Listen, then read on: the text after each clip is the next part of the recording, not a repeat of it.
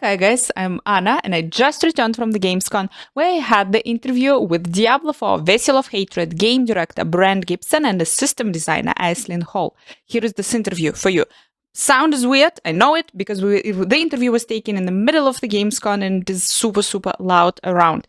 Also, I put here for you guys the gameplay. I was able to play Spiritborn during the Gamescom and it is epic and awesome. Yeah, Spiritborn is really cool. So, enjoy and drop your comments below. What do you think about coming expansion?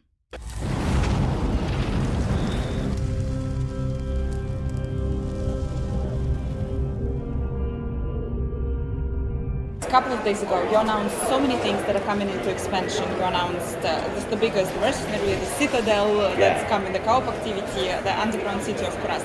To be clear, I understand that Citadel and Underground City available only for people who has the expansion Mercenaries. Also, only if you got the expansion or for the base game. Okay. For our Mercenaries, how customizable they're going to be? What can we change in the Mercenaries? Yeah, so the Mercenaries have a lot of customization that's built in. So as you play with them, you're going to be gaining rapport with them that allow you to spend points on their skill tree. And they have two different paths you can take on their skill tree that change the way that they behave. So if you want to index on more defensive style abilities with your gear, or if you want to get a little more aggressive with your gear, those are the kind of the duality decisions that you're going to be making for class. So a lot of that, so each individual mercenary will have their own unique flavor and have their own unique roles that they fill. So there's a lot of content to actually work with there. Can you share with us how many points we will be able to allocate in the skill tree? So we're still going through the polishing phase right now, and so I don't want to talk about exact points right away. We're getting a ton of feedback right now from the community, and I just want to make sure that we get it right. But we could follow up with you later if we have a final decision. I just got to reach back out to the team. Something else I want to clarify in a second. With each mercenary, they have an A/B choice, effectively, at the start, and then it branches out further. So you do have a decent number of choices to make for any given mercenary in their skill tree. But we will follow up. I think we can get you better. Are we going to get transmobs for the mercenary? Transmobs. So that's something we've talked about quite a bit. We're not launching with it because we want to see how people actually feel about the feature first. Yeah. But boy, is it a really interesting place to go. Oh yeah. It is. Yeah. Going back to the conversation that we had, you mentioned that 85% of the player base is playing solo. But now we're getting the first activity in Diablo 4 that is party only, and we're getting the party finder. Yeah. How do you think it's going to affect those 85%? Are you expecting it now to become 60 or 50% will play solo? As far as an exact number is, one of the things that we're seeing is that the people who like to play with others is slowly growing over time. And especially when we start opening up to more people on Game Pass, for example, we're getting a large number of people that don't know a world without playing together, because it's the younger part of our audience. And so we expect it to grow steadily.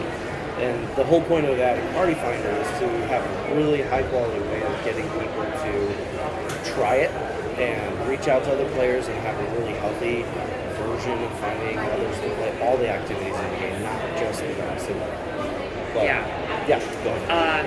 It's really important to us that we're appealing to as many player types as possible. We want to have options for activities for players that do really enjoy that cooperative synergy where you're feeding off of each other and you're playing off of each other's strengths and protecting each other's weaknesses in a kind of way that only a group activity can provide.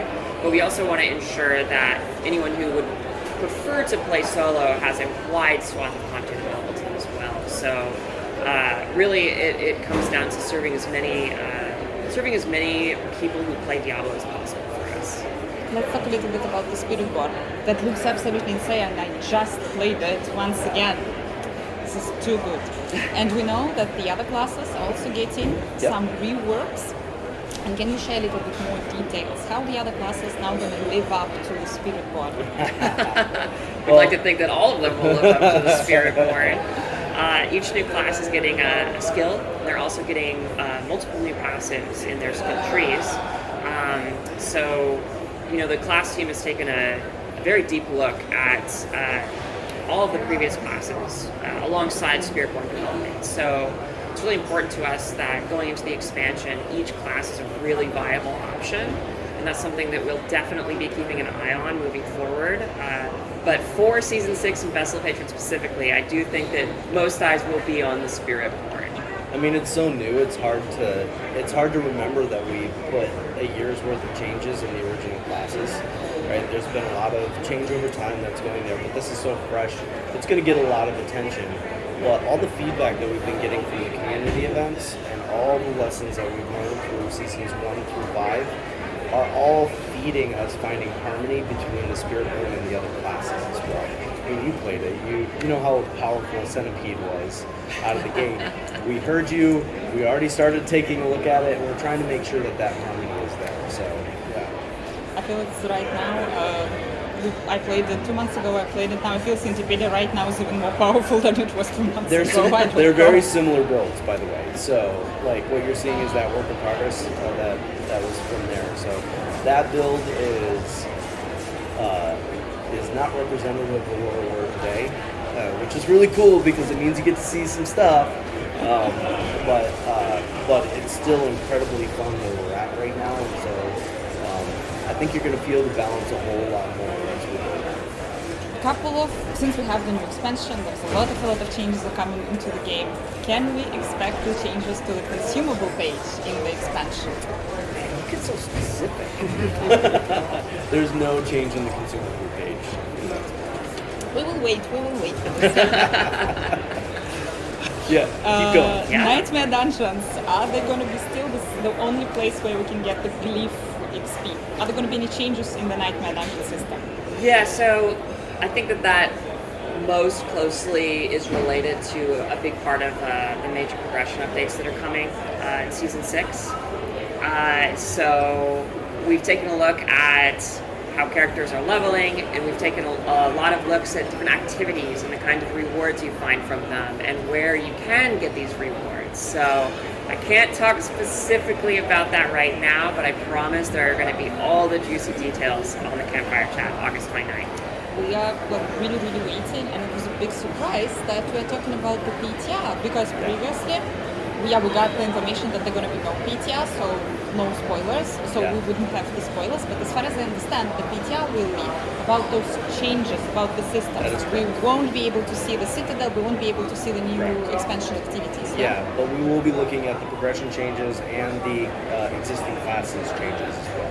Yeah. So it's actually a really dense PTR, and so I think fundamentally the way that the game felt with the itemization change in Season 4, the progression stuff is going to feel just as foundational as far as the changes considered. So there's a lot there for players that, even though you're not showing the Vessel of Hatred content, this is huge. The game's infrastructure is evolving in a pretty big way, and so the PTR that we're hosting is there so that when we launch on October 8th, the game is in the best state it can possibly be in, with the players' feedback in mind.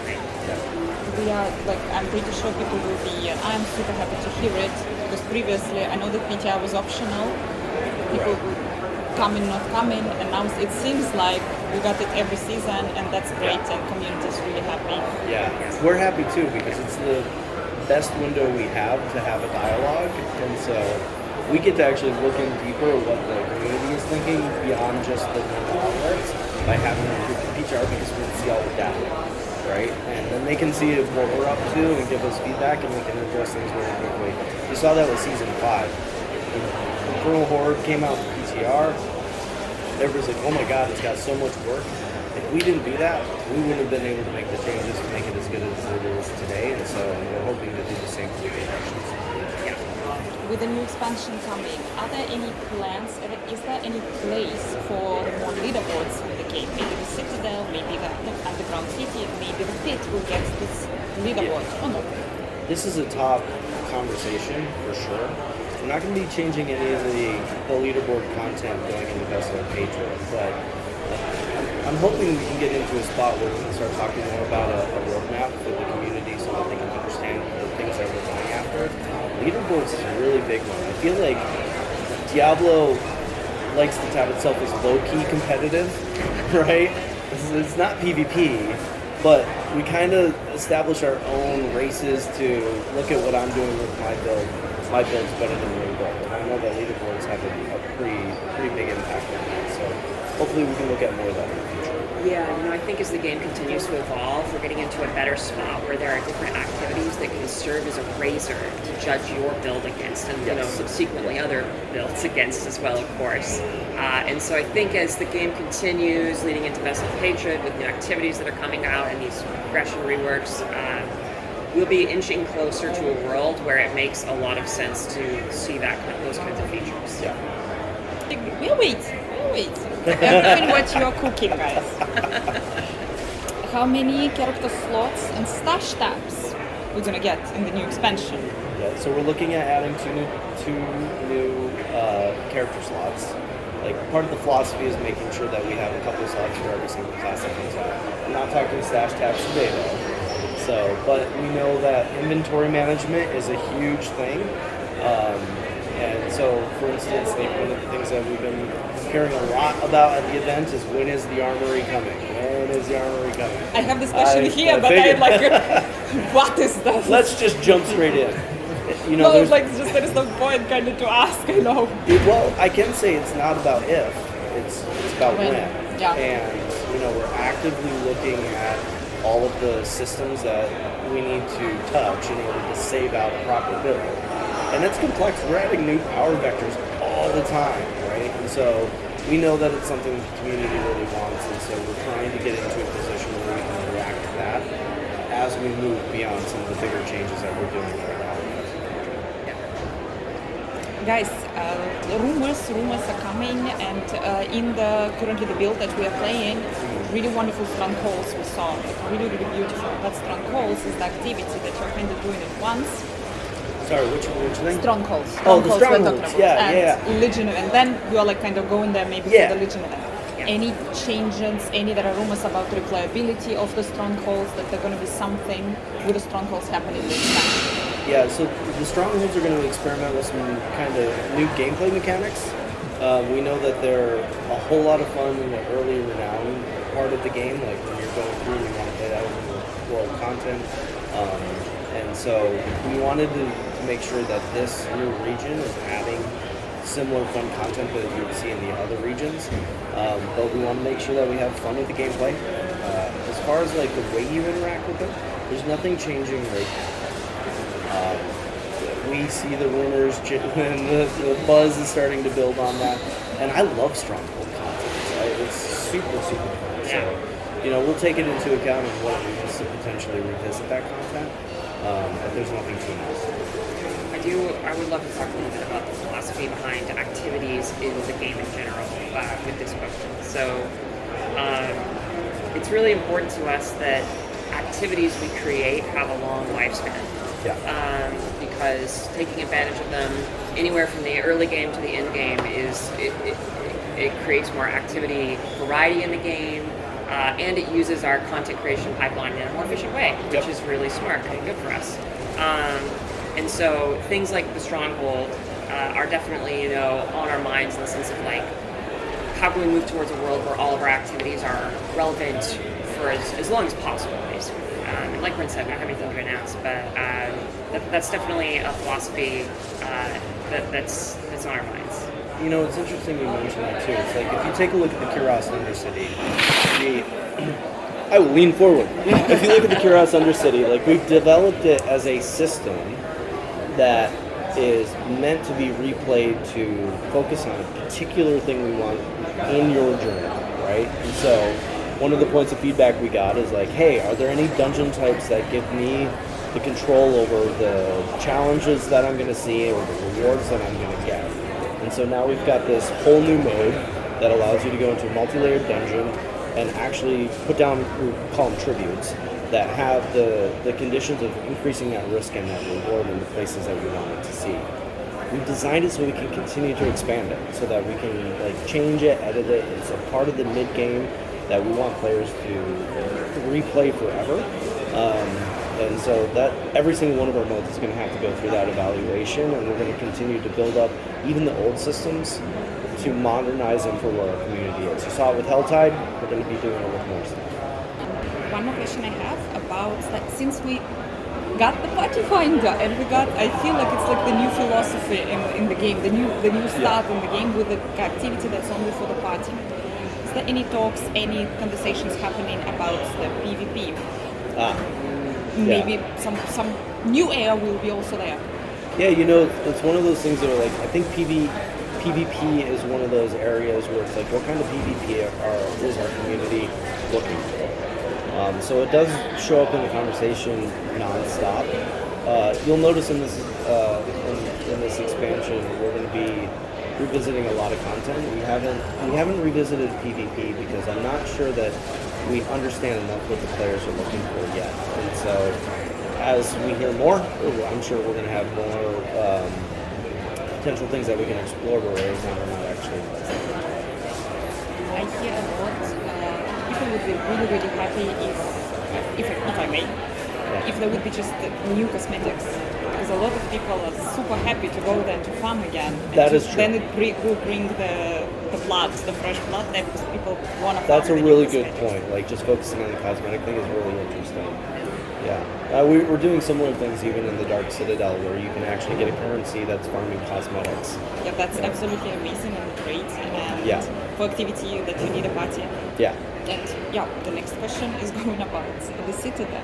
Yeah. Citadel has 3 wings. You need to visit, you can split, you can go there, you need to go there always with your team each time, or you can split and do them separately, or you always need a team there. You always need a team. For every wing. Every wing. Yep. So it's like, look at it as you're going in the wing together, and then you're going to complete that section, and then you go to another wing, you complete that section, and rinse and repeat. And every wing is going to give some kind of new cooperative element that you need to solve together. There's themes. There's themes in each one of them. There's bosses that you have to fight that are associated with those themes, leading up to a big pinnacle boss fight at the end, which is pretty cool. I love the first Cosmo theme. Like, going back in the history of, like, oh my god, these like marauding goatmen used to have like sophisticated magic, and so we get to explore that whole theme inside of this as well. So. How long and how difficult you expect? It's an in-game activity. The players should reach, I don't know, beat level 100 to go there, or at which point you're supposed to go you there. don't have to be at level cap to get there, but this is something that it's like, as soon as you enter the end game, this is going to be a place that you're going to want to go. The length in which you play it is really dependent on how good are you coordinating with your team. And what is your skill level as a player? So I expect you and all the crew to get in there, and you're gonna just hammer into this. But then we have other play sessions. I watched Rod and Gavin play through it. It took them multiple hours to get through the experience, and I was like, oh, this is super interesting. So it's really based on your skill level and where you're at in the difficulty tiering. It's meaty. Super meaty. Yeah, to touch more on it, you will be starting the Dark Citadel further in your character progression than a lot of other activities. Yeah.